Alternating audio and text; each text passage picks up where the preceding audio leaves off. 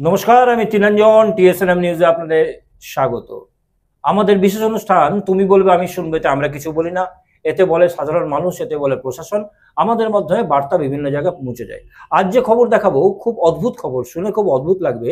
শিল্পাঞ্চলে বাড়ি তো সবাই করেন, বাড়ি করবেন, বালি পাবেন ফ্রিতে, ফ্রিতে বালি পাবেন। আসানসোল শিল্পাঞ্চলে ফ্রিতে বালি পাবেন বাড়ি করতে গেলে। এত টাকা দিয়ে বালি কেনার কি দরকার? বালি একটু নজর করুন আপনার বাড়ির আশেপাশে, যেখানে সেখানে দেখবেন রাস্তার ধারে, জঙ্গলের মধ্যে, ফাঁকা জায়গাতে প্রচুর বালি পড়ে আছে। ডাম্প ডাম্প হয়ে রয়েছে বালি, ডাম্পার ডাম্পার বালি সেখানে পড়ে রয়েছে। প্রথমে জায়গাগুলো দেখাই কোথায় কোথায় এই বালিগুলো পড়ে আছে, তারপর দেখাচ্ছি যে এই খবর আমরা কেন করছি।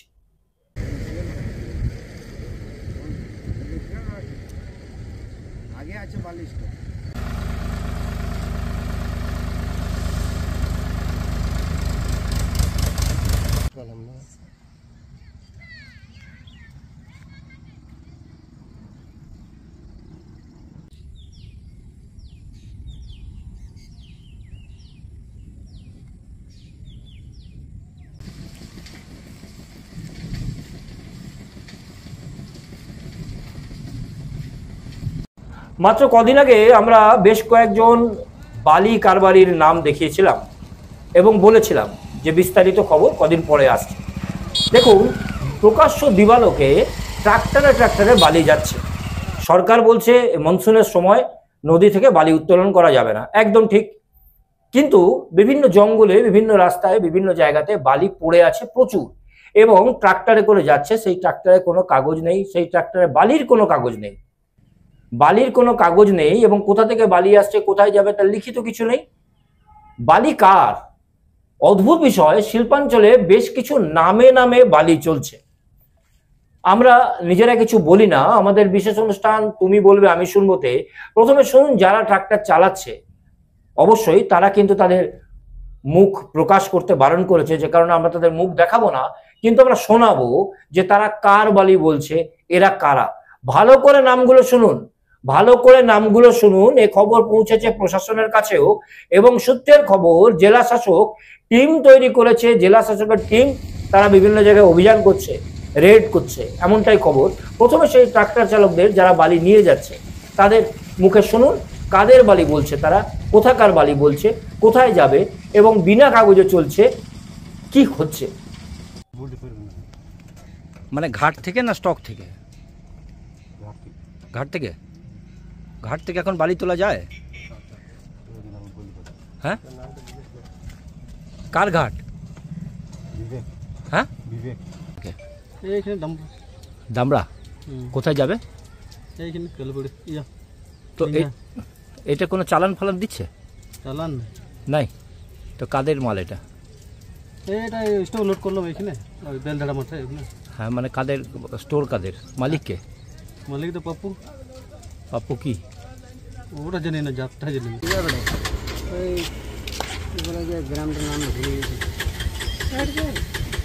মানে বালি ঘাটেন না স্টকের?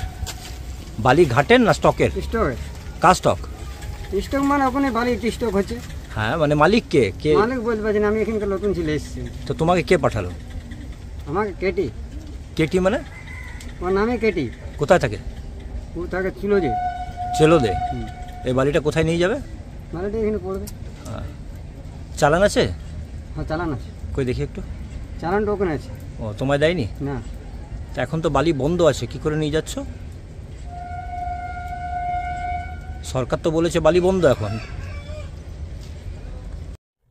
শুনলেন, এই সমস্ত যারা চালক তারা বলছে কার কার বালি, আর কোথাও কোথাও সাফাই গাইছে যে সরকারি কাজের জন্য এই বালিটা লাগবে, সেই জন্য বালি রাখা রয়েছে। অথচ সেখানকার জনপ্রতিনিধি জানাচ্ছেন যে সেখানে কোনো সরকারি কাজ হচ্ছে না। আর স্থানীয় মানুষরা জানাচ্ছে যে রাতের অন্ধকারে বালি পড়ছে, গাড়ি করে এসে বালি রেখে যাওয়া হচ্ছে, সকালবেলা থেকে সেই বালি বিক্রি হয়ে যাচ্ছে।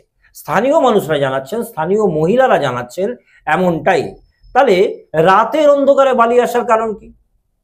বালি এসে বালির স্তূপ যেখানে, সেখানে একেবারে বালি ঢেলে দেওয়া হচ্ছে রাতের অন্ধকারে।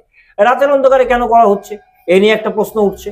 আবার একটা প্রশ্ন উঠছে, প্রকাশ্য দিবালোকে দিনের বেলাতে সূর্যের আলোতে সেখানে আবার ট্রাক্টর চলছে হু হু করে সবার সামনে, তার আবার বালির কোনো কাগজই নেই। কার বালি, কার ডিপো, কার স্টক লাইসেন্স আছে কিনা, নদী থেকে বালি আসছে কিনা, কবেকার বালি এনে জমা রাখা হয়েছিল, রাজ্য সরকারকে পয়সা দেওয়া হচ্ছে নাকি ট্যাক্স অর্থাৎ রাজস্ব, সেই রাজস্ব রাজ্য সরকার পাচ্ছে কিনা, না কিছুই জানার দরকার নেই। বালি এরকম স্টক হবে এবং কারোর কারোর নাম বলে দিলেই সব জায়গায় ছাড়, সেই নাম দিয়ে ট্রাক্টরে করে বালি চলে যাবে, বালি বিক্রি হয়ে যাবে। এবং সেই ছবি দেখাচ্ছি আমরা, যা আপনারা দেখলেন। এখন প্রশ্ন দাঁড়াচ্ছে যে এই বালি কতটা বৈধ কতটা অবৈধ তা দেখবে প্রশাসন, কিন্তু বালি যে চলছে, বালি যে পড়ে রয়েছে, যখনই কেউ যাচ্ছে তখন খবর পাওয়া যাচ্ছে কার বালি কেউ জানে না। বিশ্বাস করুন, এক গাড়ি বালি আপনি তুলতে যান, দেখবেন ছুটে চলে আসবে যার বালি। তাকে যখন বলবেন যে কাগজটা দেখান, তার কাছে কোনো কাগজ নেই। সে তখন বলবে ওই চালান ছিল, এই চালান ছিল, সেখান থেকে এসেছিল। আদৌ গাড়িতে আপনি কিছুই পাবেন না, স্টকে আপনি কিছুই পাবেন না। এবং এই সমস্ত স্টকগুলো যেগুলো আমরা দেখাচ্ছি, আজ মাত্র 3টে স্টক দেখাচ্ছি, আগামীকাল দেখাবো আরো স্টক। এবং কত কত জায়গায় রয়েছে, রাস্তার ধারে, জঙ্গলের ধারে, কোন এলাকায়, কোন জায়গায়। কিন্তু আমরা 3জন কাউন্সিলরের কথা বলতে পারি শাসক দলের, যারা সম্পূর্ণ অসহায় এবং তারা বিভিন্ন জায়গায় বলছে, অভিযোগ করছে, কিন্তু তারা বলছে কোনো কাজ হয় না, এভাবেই চলছে। যদিও এই সমস্ত ছবি হচ্ছে বিগত 19 তারিখের, কিন্তু আজও সেই ঘটনা ঘটছে। পরবর্তী খবর দেখতে চোখ রাখুন TSNM নিউজের পর্দায়।